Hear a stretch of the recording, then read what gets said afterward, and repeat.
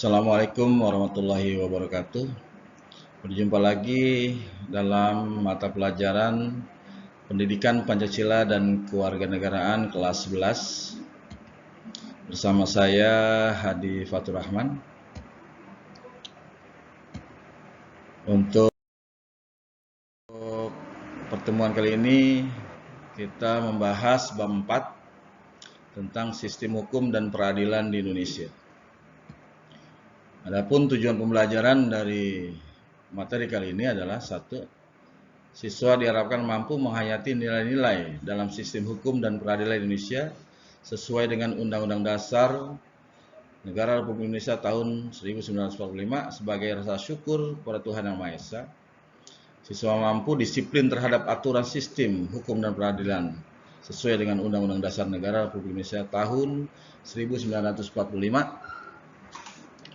Siswa mampu menganalisis sistem hukum dan peradilan Indonesia sesuai dengan Undang-Undang Dasar Negara Republik Indonesia tahun 1945, serta siswa mampu menyajikan hasil analisis tentang sistem hukum dan peradilan Indonesia sesuai dengan Undang-Undang Dasar Negara Republik Indonesia tahun 1945. Sistem hukum di Indonesia. Menurut para ahli, salah satunya Immanuel Kant mengatakan hukum adalah keseluruhan syarat-syarat yang dengan ini kehendak bebas dari orang dapat menyesuaikan diri dengan kehendak bebas dari orang lain, menuruti peraturan hukum tentang kemerdekaan. Menurut SH Amin SH, hukum adalah kumpulan peraturan yang terdiri dari norma dan sanksi, serta tujuan hukum itu mengadakan ketertiban dalam pergaulan manusia sehingga keamanan dan ketertiban terjaga. Menurut Mukhtar Kusumaatmadja, hukum adalah keseluruhan kaidah-kaidah serta asas-asas yang mengatur ketertiban yang meliputi lembaga-lembaga dan proses-proses guna mewujudkan berlakunya hukum sebagai kenyataan dalam masyarakat.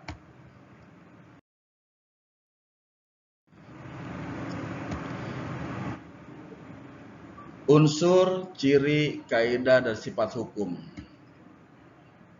Unsur-unsur hukum terdiri dari peraturan tentang tingkah laku manusia, bersifat memaksa, sanksi yang tegas bagi yang melanggarnya.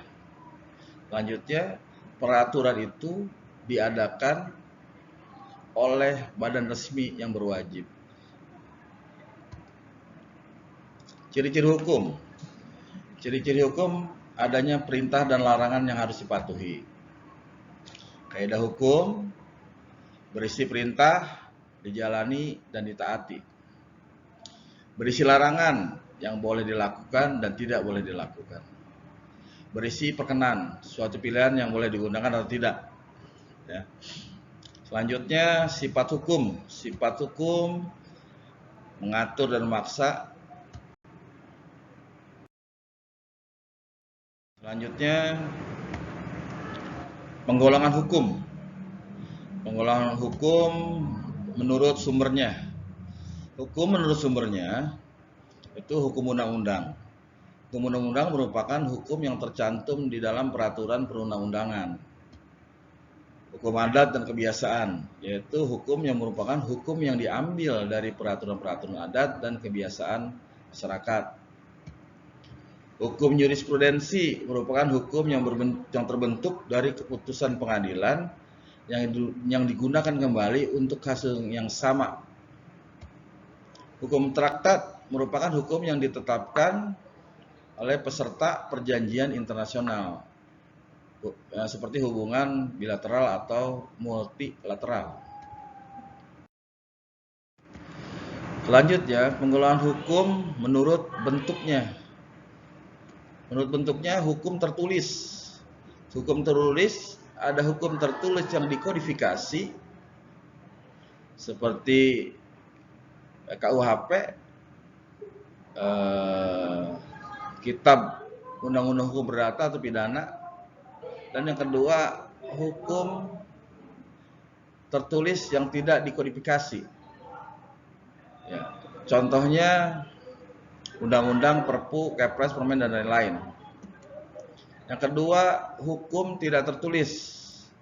Hukum tidak tertulis merupakan hukum yang hidup dan diyakini dan dipatuhi dalam masyarakat meskipun tidak dibentuk secara prosedur formal.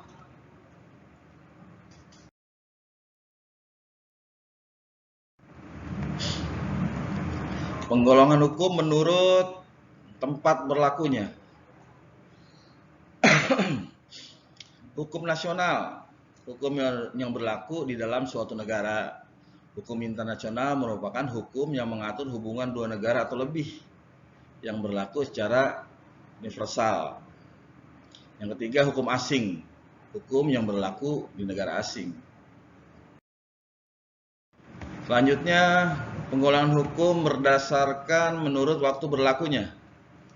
Menurut berlakunya hukum positif itu berlaku sekarang dengan istilah ius constitutum, hukum yang berlaku saat ini di tengah masyarakat. Kemudian hukum negatif atau hukum yang berlaku yang akan datang dengan istilah ius constituendum, hukum yang diharapkan atau direncanakan atau diberlakukan pada masa yang akan datang. Misalkan rancangan undang-undang. Selanjutnya hukum universal, hukum asasi atau hukum alam, merupakan hukum yang berlaku di mana-mana dalam segala waktu dan tempat, berlaku untuk selama-lamanya terhadap siapapun. Selanjutnya, penggolongan hukum menurut cara mempertahankannya. Hukum material, hukum yang mengatur hubungan antara anggota masyarakat yang berlaku secara umum tentang hal-hal yang dilarang dan diperbolehkan untuk dilakukan. Contohnya hukum dagang atau hukum pidana. Selanjutnya hukum formal, hukum yang mengatur bagaimana cara mempertahankan dan menegakkan serta melaksanakan hukum material dan bagaimana cara menuntutnya apabila hak seseorang telah dilanggar oleh orang lain. Itu hukum formal. Selanjutnya penggolongan hukum secara menurut sifatnya. Menurut sifatnya, hukum yang memaksa dan mengatur atau melengkapi. Menurut wujudnya, hukum itu ada objektif dan subjektif. Menurut pribadi yang diaturnya, yaitu hukum mengatur satu golongan, semua golongan atau antar golongan. Menurut isi masalahnya, hukum publik dan hukum privat. Selanjutnya tujuan hukum. Tujuan hukum menurut Noto Hamijoyo, tujuan hukum itu ada 3. Yang pertama, mendatangkan tata dan damai dalam masyarakat. Yang kedua, mewujudkan keadilan. Yang ketiga, menjaga supaya manusia diperlakukan seperti manusia, yaitu memanusiakan manusia. Nah, ini adalah tujuan yang paling hakiki daripada tujuan hukum itu sendiri.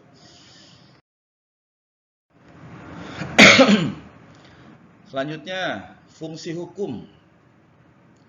Fungsi hukum itu sebagai alat ukur atau sebagai alat pengatur tata tertib hubungan masyarakat, di mana hukum sebagai petunjuk pada pilihan mana yang baik dan mana yang buruk, agar semua berjalan secara teratur untuk ditaati di masyarakat. Fungsi hukum juga sebagai sarana untuk mewujudkan keadilan sosial. Fungsi hukum juga sebagai penggerak pembangunan. Hukum dijadikan alat untuk membawa masyarakat ke arah yang lebih baik.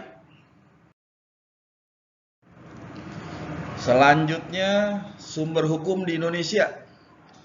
Sumber hukum di Indonesia itu adalah undang-undang atau statuta, arti material atau formal. Sumber hukum Indonesia itu hukum tidak tertulis atau kebiasaan masyarakat. Jadi sumber hukum di Indonesia itu diambil dari hukum yang tertulis atau kebiasaan masyarakat. Masyarakat Indonesia dari Sabang sampai Merauke.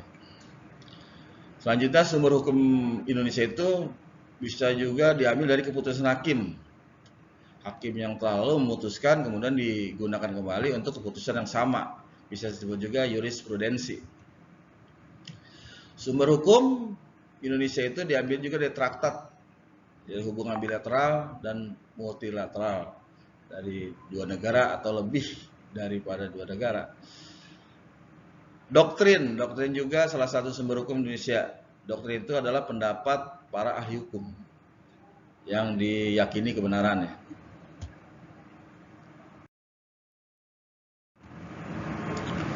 Tata hukum di Indonesia. Berdasarkan aturan peralihan pasal 2 Undang-Undang Dasar 1945, sebelum perubahan tersebut, peraturan-peraturan yang ada di Indonesia itu berasal dari pemerintahan Hindia Belanda. Karena waktu itu bangsa kita sangat lama dijajah oleh Belanda, kurang lebih 350 tahun. Maka masih ada peraturan-peraturan Hindia Belanda yang masih berlaku selama peraturan itu tidak bertentangan dengan Undang-Undang Dasar Negara Republik Indonesia tahun 1945. Atau hukum itu dimodifikasi, dibuat baru tergantung kebutuhan budaya bangsa Indonesia. Ya, jadi bukan peraturan dari Hindia Belanda itu dijadikan hukum lanjutan bagi bangsa Indonesia, tetapi hanya dijadikan suatu referensi untuk peraturan-peraturan yang bisa diterapkan di Indonesia.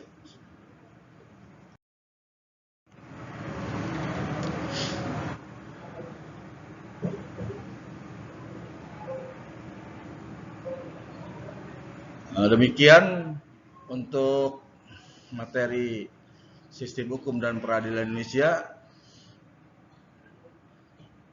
Akan kita lanjutkan lagi untuk pertemuan selanjutnya dengan sistem peradilan di Indonesia. Semoga kalian para siswa dapat memahami apa yang telah saya sampaikan. Untuk itu saya ucapkan terima kasih. Assalamualaikum warahmatullahi wabarakatuh.